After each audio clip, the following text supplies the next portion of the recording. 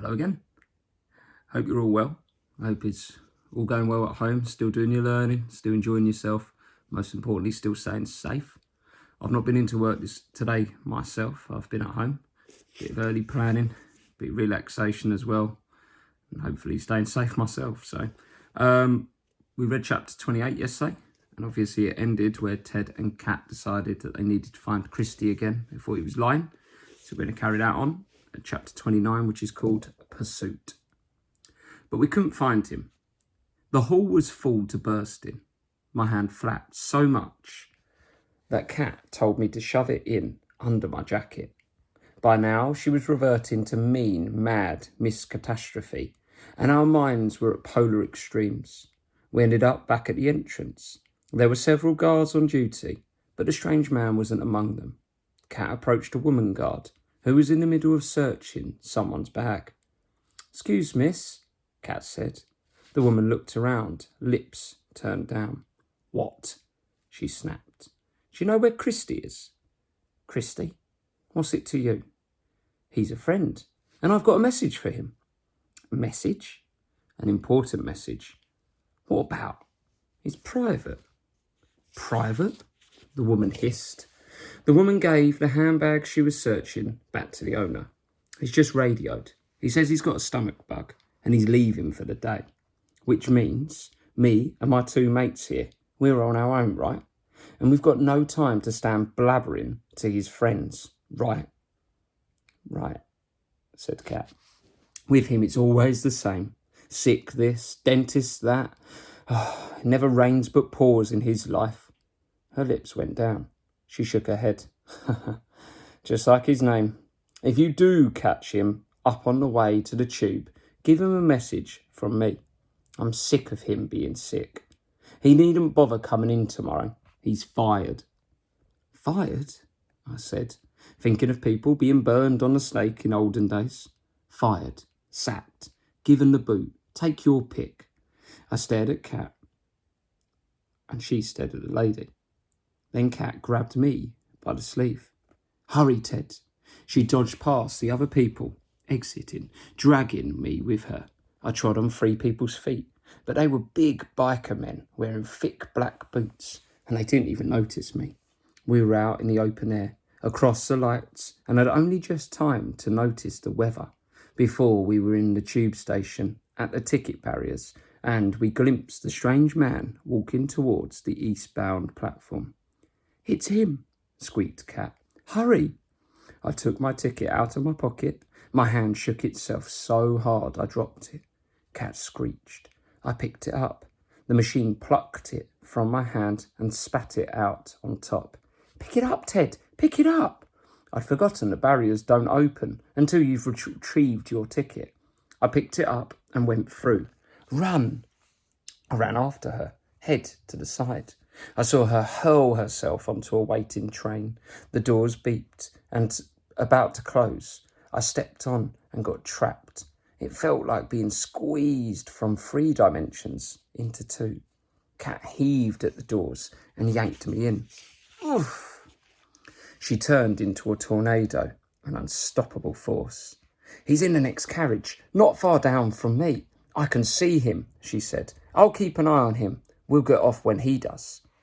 It was a rattling old-style tube chain that screeched and jerked. We held tight to the bar as it took sharper bends.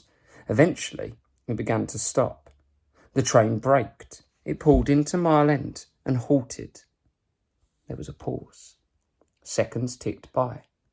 Everybody waited silently. A man opposite tapped his foot on the floor. With a swoosh, the doors opened. Kat grabbed me and flew off the train, almost knocking over a gentleman trying to get on. "Sorry," she muttered, pulling me after her by the sleeve of my sweatshirt. She ran behind a chocolate machine.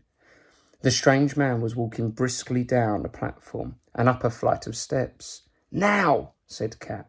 We emerged from behind the chocolate machine. "Don't run," Kat said. "Saunter." "Saunter?" I said. I'm not good at sauntering, but I did my best. We sauntered down the platform, up the steps, through the ticket barrier, to the street entrance. Kat spotted him. across the street. We crossed too, and did some more sauntering behind him. He never looked round. His hands were in his jacket pockets, and his head was down, as if he was having a long train of thought. He paused at the corner by some traffic lights, and outside a pub called the Falcon Arms. We stopped too. After a moment, he went inside the pub. It was a large, grubby building, with big bay windows and no curtains. It had a drooping white banner across the entrance saying, "Open all day." Above it swung a sign showing a picture of a falcon perched on a branch with a mouse in its beak.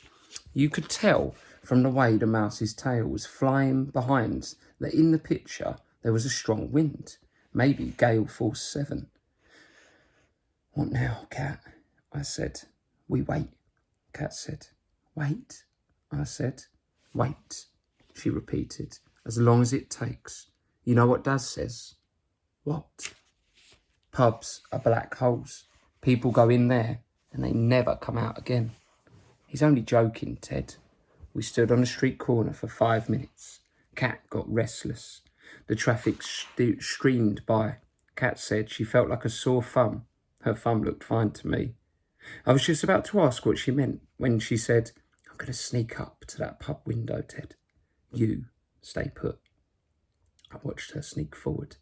She approached the bay window like a 00 agent on a mission to save the world. "He's propping up the bar," she hissed over to me. I imagined a bar on a wobbly trestles, liable to fall down at any moment.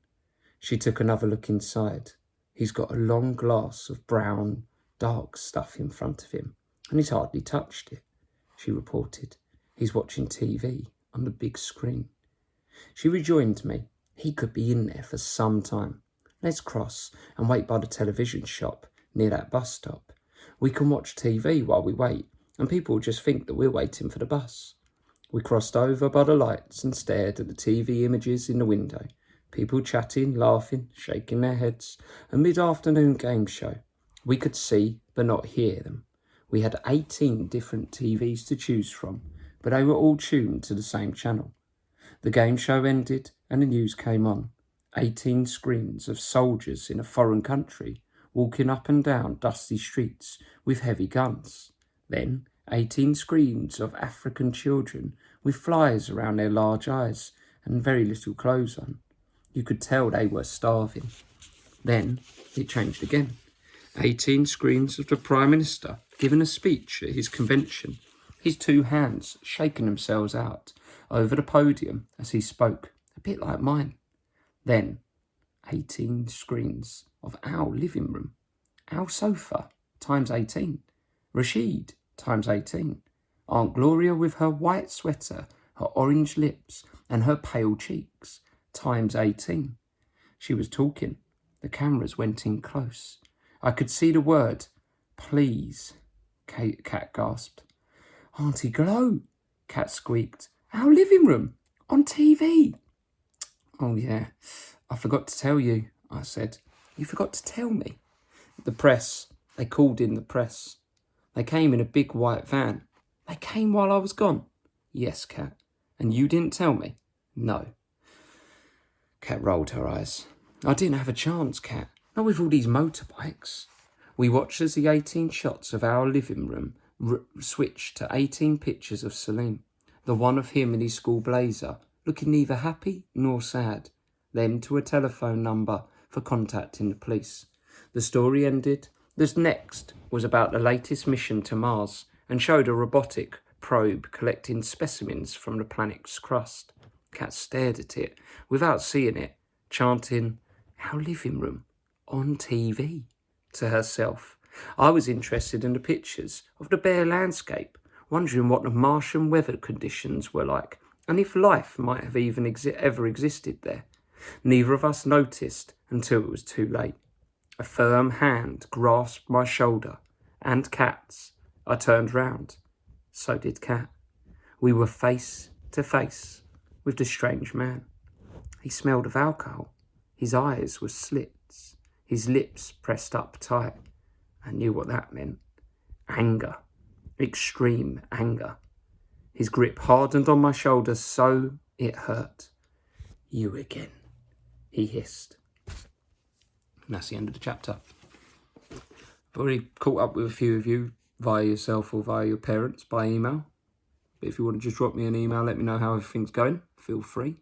But otherwise, I'll catch you tomorrow when we read the next chapter. It's a good place to stop.